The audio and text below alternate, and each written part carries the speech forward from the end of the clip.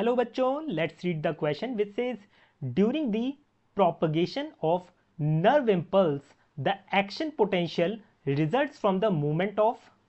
यहां पर अगर हम की कॉन्सेप्ट की बात करें तो ये यहां पर क्या की कॉन्सेप्ट लगेगा? नर्व इम्पल्स ट्रांसमिशन का लगेगा। Nerve impulse transmission. जैसा कि हमें पता है, जो हमारी एक्सॉन की मेम्ब्रेन होती है वो मान लीजिए इस तरीके से है। ठीक है, ये क्या है? एक्सॉन की मेम्ब्रेन है।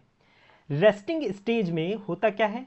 रेस्टिंग स्टेज में ये जो मेम्ब्रेन होती है ये बाहर की तरफ पॉजिटिव चार्ज क्रिएट कर लेती है, क्योंकि यहां पर सोडियम आयन की अवेलेबिलिटी ज्यादा होती है और पॉजिटिव प्रोटीन की अवेलेबिलिटी ज्यादा होती है, जिसकी वजह से बाहर की तरफ पॉजिटिव चार्ज होता है और अंदर की तरफ यहां पर नेगेटिव चार्ज होता है बिकॉज ऑफ पोटेशियम आयन।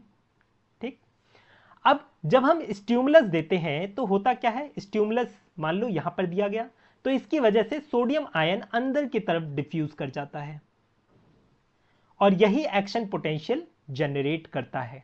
बस यही हमें इसका आंसर करना था।